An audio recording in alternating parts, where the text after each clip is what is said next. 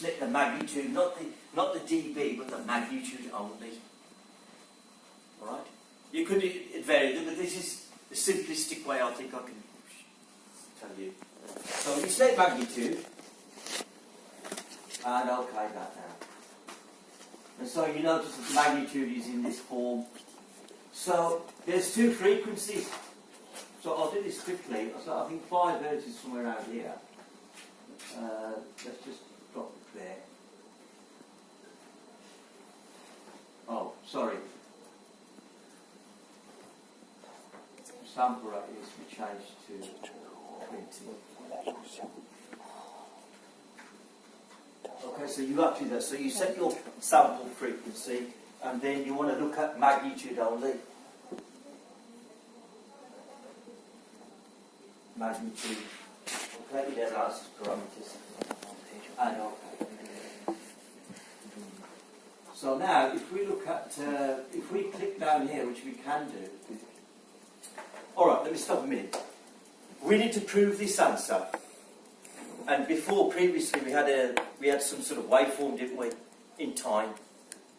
So you can inspect the amplitudes of the analog waveform, okay, or you can do it this way. Either way, the answers should match. So let me show you this method first, and it's entirely up to you how you want to prove your results. What you can do is click here somewhere on 5. Right, this is approximate.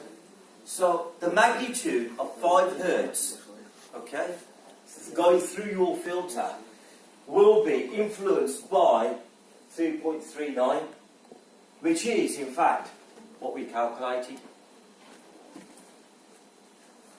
You got that? Right? So the frequency response is influencing different frequencies. This is influencing different frequencies travelling through your filter. Yes? And your response is in this, that Z transform gives me this sort of filtered response. Okay? If I replot that,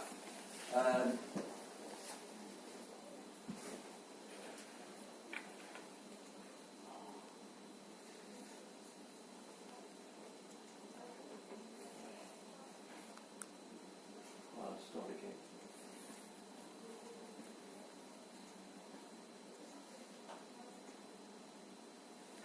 Okay, so that's my frequency response. Yes? And all we're saying is that as different frequencies travel through my filter, they will be influenced in a certain way. Okay? So, for example, around about here, okay, in our case, these frequencies will be attenuated. What we mean is the magnitudes of those signals. Okay? Do you follow that? Yes or no? Because that's all you're trying to do is prove that to me. Alright? So in other words, what I'm saying, I'll just rewrite it again because I can't recall it, is x of n is equal to 5 cos pi over 2n plus 15 cos pi n. And this term is 5 Hz, and this term was 10 Hz, wasn't it? Right? So the 5 Hz term, and this has been sampled, Fs is 20 Hz. Okay? So as we sample this, as we sample some x of t, we end up with some discrete values. Okay? All we're saying is that how does our filter respond to those discrete values that you've generated. So in this case, a 5 Hz will be, in fact, manipulated by some factor of 3.39. And then you're going to have your pi.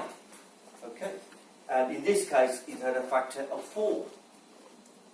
So, in this particular case, our signals have not really been attenuated. Those particular two frequencies. Right? That's all we're trying to prove here. We're trying to match the theory and prove what we've done is correct. So, when the 5 hertz is pushed through this filter, its magnitude, and that's the magnitude, that value there is increased by 3.3, and the 10 hertz is increased by 4. Okay. So if I do this, I've proved, and if I go on, 10 hertz. So if I do 10 hertz as well, so 10 hertz is over here. Notice it is actually 4. So that is true. Yes. So what I'm saying is that mathematically, these values are the values that my filter will influence my signal by. Is that clear? So I can leave it like that, because that's proved the theory. Okay? So that's one way of proving the answer. Are we all clear with that? Right? Because I know 1 or 2 people weren't at this stage last week, but you can utilise this method. Right? However, there is a second method that you can also utilise. Okay? And that is, if you want to, depending on your choice, you could actually look at the continuous time signal. Okay? And the way that you have to do that, in fact I haven't got it on here. Have I?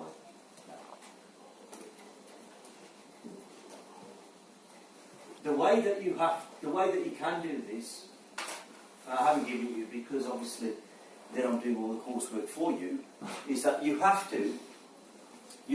the MATLAB code, but you section it off. So what you do is that you define F1. Oh, hold on, I'll stop there for a moment.